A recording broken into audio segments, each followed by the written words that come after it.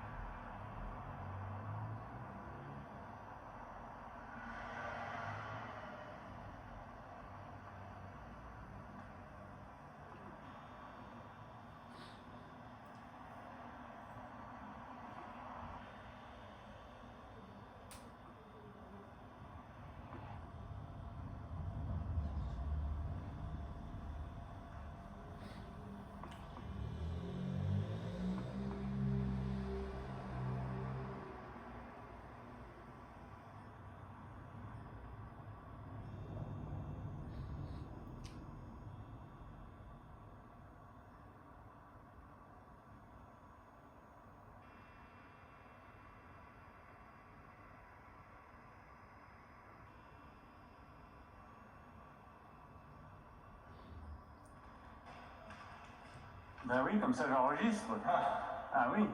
Vous revenez du pain là? Ouais. Bon, ben voilà. Parce que Ben, tout à l'heure alors. À mes enfants. D'accord. Donc ça enregistre là, hein? Ouais. Dites pas de bêtises. Hein? Ouais. Et donc je vous apporte tout à l'heure un bouquin sur voilà, NR. absolument. Parce qu'on en a parlé. Oui, oui. Et puis la page de présentation sur Adler. Avec plaisir. Hein? Oui. D'accord. À tout à l'heure, alors bon appétit. Hein? Je vous raconterai ma soirée d'hier. Ah ouais? J'étais à une soirée invitée par une de mes anciennes élèves, une soirée organisée par Médecins sans frontières pour récolter des fonds. Et c'était sponsorisé par Dubaï. D'accord. Vous me raconterez ça tout à l'heure? Oui, hein? Juste pour vous mettre en train. Ouvrir votre théorie de la relativité. D'accord. Donc on vous appelle aux bonnes volontés. D'accord. Eh bien, le chèque le plus important, à votre avis, qui a été signé, offert pour la soirée. Oui, oui. À votre avis. Je n'ai pas compris la question, on recommence. On recommence, alors donc, on fait appel à la générosité des gens. Oui. C'est le sens de la soirée. Qui était sponsorisé par Dubaï. D'accord. Et parce qu'il y a eu 8 jours de forum économique à Dubaï. Et donc on fait appel à la générosité des gens pour aider MSF à créer un hôpital. D'accord. Et je vous pose la question, à votre avis, il y a plein d'autres gens, là, il y a plein d'autres gens. Il y a mon copain Solania qui arrive, voilà. Voilà. Bonjour Yves Solania, ça va? Voilà, maintenant ça enregistre. Maintenant ça enregistre, alors c'est pas la peine de faire des effets, hein. Est-ce que tu as le son? Le temps de... Tu as le son? Ben, bien sûr que j'ai le son. Il a le son. Bien sûr que j'ai le son. Il a le son. Bien sûr que j'ai le son. Je vous présente. Bon, ton petit camarade, il fait quoi dans la vie? Jean-François Vautrin. Oui. Il est pas, je crois. Oui. Philippe, c'est Rasé. Attends, là, t'as un contre-jour, là. Viens. Philippe Le Rasé. Ouais. Non, Philippe Toussaint. Ouais. Qui est un ami. Oui. Et oui. De Fréjat, hélas. Oui. Et qui va acheter plein de toiles à Yves Solania. Non, il a déjà acheté. Lui. Il a déjà acheté. Oui. Donc il n'en veut plus. Il en a marre. Il en a marre. Il veut changer un peu. Maintenant, il va acheter du Vautrin. Voilà, c'est ça. Hein? C'est ça? C'est bien, ça fait Vautrin. C'est pas mal. On va en parler, mais voilà. C'est pas mal.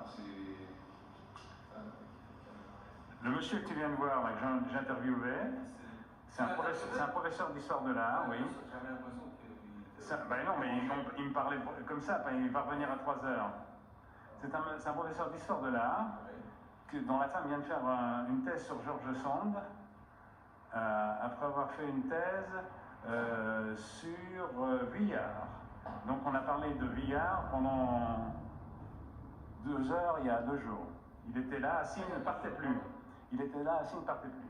Et là, il va revenir, m'a dit. Attends, Béa, je vais te dire un truc. Il y a une jeune fille qui arrive, là, et je vais interviewer devant une de mes toiles, parce que c'est elle qui a écrit le texte que tu as entre les mains, là. D'accord, mais moi, j'ai rien à voir dans l'histoire. Non, tu n'as rien à voir dans l'histoire. Je suis en train de te parler parce que je suis en train de te filmer en même temps, pour avoir des souvenirs, vois-tu. Donc, elle va venir et je vais l'interviewer, là. Alors, c'est une des 7 jeunes filles qui habitent le lieu, tu vois, et qui, le jour du vernissage, m'a proposé d'écrire un texte sur ma peinture et sur la peinture de mon copain. Donc j'ai dit oui. Et voilà ce qu'elle a fait. Et je trouve ça très bien. Ils se sont occupés de moi. Donc la première fois que j'ai lu ce tableau, ce qui m'a frappé, c'était le vert. En fait, tout ce qui est... Enfin, je me suis d'abord demandé s'il s'agissait d'un vert ou d'un bleu. Et je me suis dit après que finalement le but du tableau n'était pas dans la couleur. La couleur formait une unité dans la diversité des collages en fait. Je me suis rendu compte que les couleurs en fait n'avaient pas vraiment une unité parce qu'il y avait du jaune qui jouait presque avec le vert, et surtout ce personnage qui a attiré décidément mon attention. Alors je me suis dit, qu'est-ce qu'il représente? Parce que c'est quand même un personnage récurrent dans toute la peinture de Jean-François Vautrin. Donc je me suis dit d'abord qu'on ne voyait ni ses yeux, ni ses mains, ni ses pieds, qu'il était caché sous un manteau et sous un chapeau. Donc que ce n'était pas son côté humain ou personnel ou identifiable qui valait, mais plutôt un côté général et qui représentait peut-être chacun d'entre nous. Donc je me suis dit, comme il est placé en bas, peut-être qu'il représente le spectateur, il est placé à peu près à notre niveau. Et après il est rappelé par les autres couleurs, par là, par là, par là. Donc ce serait finalement une sorte d'émanation de nous quand on regarde la peinture. Je me suis dit, ce personnage représente le spectateur, mais en même temps, il pourrait représenter le peintre, parce que clairement, il n'a rien dans les mains, et ses mains sont comme flottées. On dirait que c'est fait exprès que ses mains sont... Enfin, de loin, on peut même se dire qu'elles ressemblent à des pieds, ou peut-être à une palette avec des petites lignes, là. Et ce qui a, en dernier lieu, attiré mon attention, c'est tout le jeu d'ombre qu'il y a. Donc on retrouve ici, etc. Donc ce personnage est une sorte d'ombre. Donc à la fois ombre du spectateur, ombre du peintre, comme un double. Mais ce qui est important aussi, c'est ce regard caché, comme s'il y avait quelque chose à cacher dans la toile. Quelque chose qu'on ne peut pas voir, parce qu'on serait caché sous un déguisement, sous un chapeau. D'où le thème du collage qui pourrait rappeler tout ce côté superficiel de la vie, des images agressives, des publicités, de la vie courante en fait. Donc pour moi, ce tableau représente un paysage de l'âme avec le côté superficiel, c'est-à-dire tous ces brins d'images qui sont collés, des brins d'images qui n'ont rien à voir avec les autres, par exemple la geisha japonaise. Les traits là qui reviennent en triangle, comme des espèces vraiment des pointes agressives comparées aux courbes vraiment légères d'une sorte de voile qui se passe vraiment ce que c'est, un voile dans lequel, je sais pas ce que c'est d'ailleurs, je dirais un aigle, peut-être une chimère, je sais pas. Et justement par rapport à la chimère, ça donne un côté chimérique, composite du tableau. Donc pour conclure, je dirais que c'est un mélange donc, du côté agressif avec les bêtes sauvages, avec la chimère, etc., mais en même temps de la pensée, quelque chose de très paisible. Donc ça peut représenter l'âme de chacun. Et on sait que l'âme, c'est quelque chose, c'est ce qui nous fait voir, on dit qu'on voit avec les yeux de l'âme. Cocteau parle de la peau de l'âme, vraiment il y a quelque chose de sensitif à travers l'âme, parce que l'âme, on l'associe généralement au côté intellectuel, etc. Et je pense que donc ça rejoint la seule partie du tableau que je n'ai pas commenté, c'est-à-dire le regard en haut à droite, qui est en continuité avec les couleurs qui sont là, et qui semble un regard un peu à l'envers. C'est-à-dire que les yeux, le bas des yeux ressort plus que les paupières. Donc je me suis dit que ce qu'il fallait, c'était retourner son regard, c'est-à-dire passer du côté du peintre, et non plus rester ce spectateur qui est là assis, mais plutôt se mettre derrière la toile, dans une sorte de miroir, d'où le thème du regard caché. Merci, Elsie. De rien. Très bien. Avec ce que je voulais dire, c'était peut-être voir si on avait, si on pouvait avoir une vision correspondante des mêmes choses. Parce que moi, je voyais, c'était sur le plan différent. Parce que je pense que, un point fait que la moitié du travail. Oui. D'accord. Et votre texte est là. Oui, ça va. En fait, à la base, je l'ai écrit en pas longtemps, c'était juste une impression. Ah, très bien. Et peut-être que ça va mener à un travail de collaboration entre écriture et peinture, ça pourrait être intéressant. Moi, j'ai essayé d'intérêt. Donc j'ai appris beaucoup de choses sur ma peinture, là. Hein? Ah, c'est bien, là. Alors, qu'en penses-tu? Très bien. C'est bien, hein? Très, très bien. Bon, alors moi, je vous propose une chose, là, c'est de vous donner un coup de rouge, là, toutes les deux, là. Elsie ne boit pas, mais Béatrice et toi, Béatrice qui est là, À cette heure-là. et Edith qui est là, je vous propose de boire un coup, il y a tout ce qu'il faut derrière. Vous savez pas qu'il fait si facilement. Hein? Pose ta petite machine là. Non mais attends, quand dans 40 ans je regarderai ça, je serai très content. Hein?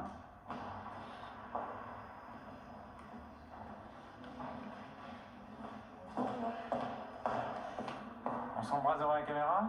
Où? Mais je suis malade. Si t'as pas eu le temps de déjeuner, Nicole, tu peux aller jusqu'au buffet. Hein? T'as déjeuné? Hein?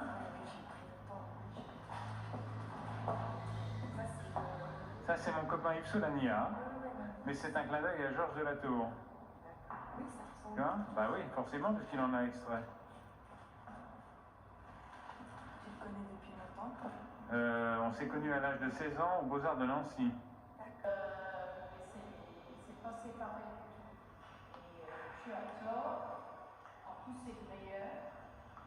Anita, je te jure, je te donne les formats tout à l'heure, tu verras. C'est un petit format. Tu ne t'en rends pas compte. Tu ne t'en rends pas compte, Anita. Tu ne t'en rends pas compte. Tu ne t'en rends pas compte. Tu ne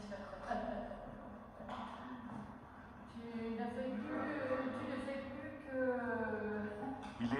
C'est un petit format, je vais te donner le format, tu verras. Tu seras surprise. Non mais je te dis, je suis fort aise que tu le vois beaucoup plus grand qu'il n'est. Merci. Il y a tellement de petit espace que ça fait ça. Ce n'est pas ce format-là, Anita. Tu as perdu un repas. Tu as perdu un repas au Libanais du coin. Oh, voilà. Il est au moins aussi haut. Régis est témoin, elle a perdu un repas. C'est-à-dire, moi, Donc c'est Libanais, ça va. je m'interroge quand même, camarade. Sûr. Parce que je pense que cette dame a vu le tableau plus récemment que toi. Elle est chez elle. Eh ben oui, c'est la j'ai compris. Et j'ai peur que... Sauf si tu me dis que tu ne peux pas acheter de toile. Bon, alors maintenant nous allons aller à ma table. Je vais te donner le format du tableau exact et tu vas être surprise. Je vais expliquer à notre ami, je vais le voir aussi, le domaine où étaient soignés les malades n'était pas là-haut. Non. Ah non, d'accord. Non, mais je veux dire, ça aurait pu être construit. Parce que le foyer était l'ancienne hôpital psychiatrique. Non, mais justement, il aurait pu être construit. Alors, si vous êtes un peu curieux, vous avez un peu de temps, j'irai chercher, c'est pas très loin. trouverez l'endroit où était la clinique de Tour Blanche, c'est à 200 mètres.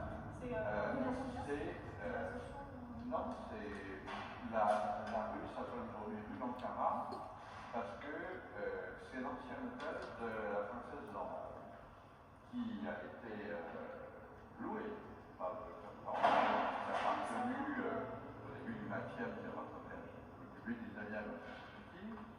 Le docteur Blanche l'a loué et il a déplacé sa clinique, il était à Montmartre.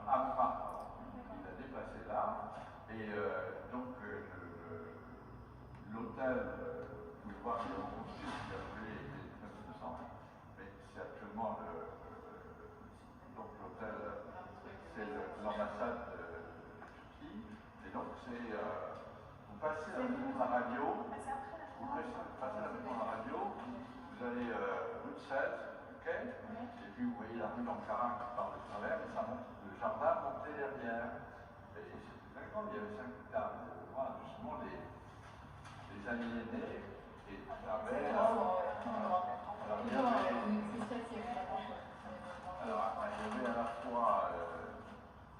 y avait à la fois des côtés très modernes et puis des côtés aussi terriblement archaïques, etc. En particulier de la balnéothérapie. Ça me suffit de là pour un choc.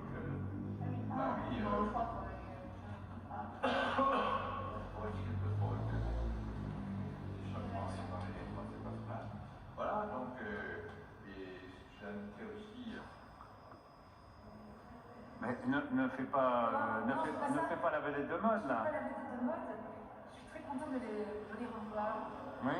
Oui, je suis absolument contente de les revoir. Plus on les voit, plus on en tire quelque chose.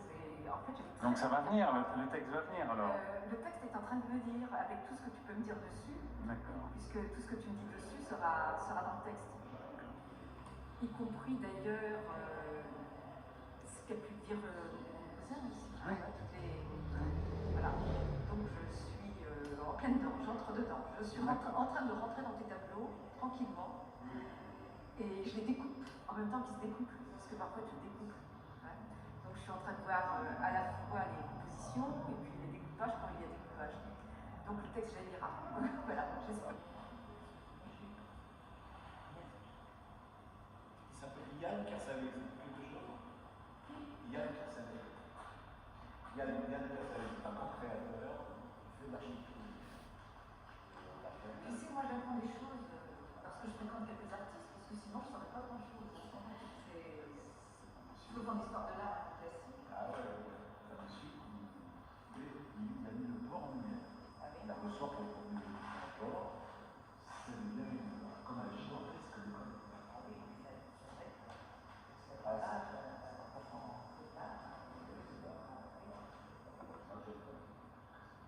C'est un peintre, le tableau de ce courant là. C'est un peintre qui est assis et qui dessine le modèle en pleine nature. Le teint jaune. Je crois que c'est ses références, ça fait regarder maintenant. C'est l'histoire de la nature. Et on a toujours envie de déchiffrer. Ce que j'aime bien aussi, c'est les bandes.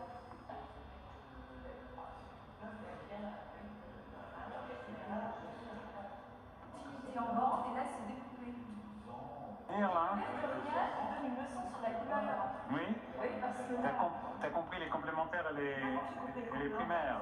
Et surtout par tes femmes. Là, tu fais des couleurs progressives, fondues, avec des nuances. Et là, tu les découpes, tu les décomposes. Voilà. Et tu les mets carrément en carré. Voilà. C'est ça, j'ai compris? Oui.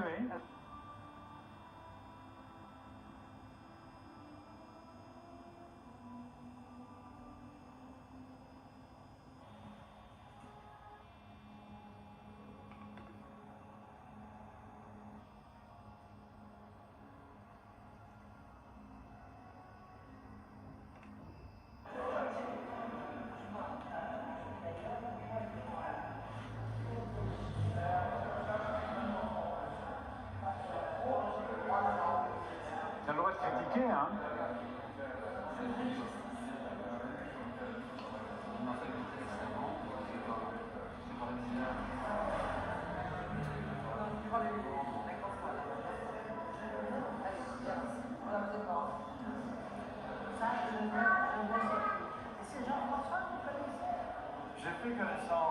ce maestro, et je vais le dire en face de lui, c'est une bête que Ah oui, il est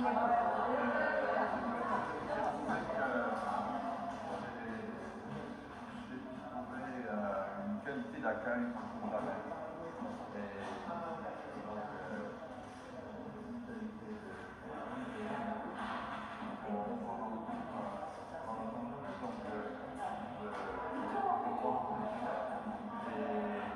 Donc c'est pour ça que j'apprécie. Je regarde ne pas le perdre de vue. En plus,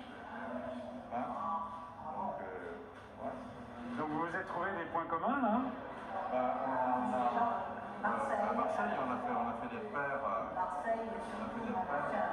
Devis, oui. Mais t'as raconté que tu lui as dit que Hélène Arveller avait été à la Sorbonne, c'est ça? Bah, tu lui as raconté qu'Hélène avait été présente à la Sorbonne? Oui, bien sûr. Tu la connaissais, toi? Hein? Bah, bien sûr, mais tous ces gens-là sont hyper connus, mon cher. Bon. elle a été beaucoup, elle a eu une carrière aussi. Donc je peux vous laisser seul maintenant alors? Non, mais on me s'en va, moi je m'en vais. Mes fils ont enfin commencé à parler avec eux. Oui, j'ai vu. J'ai vu.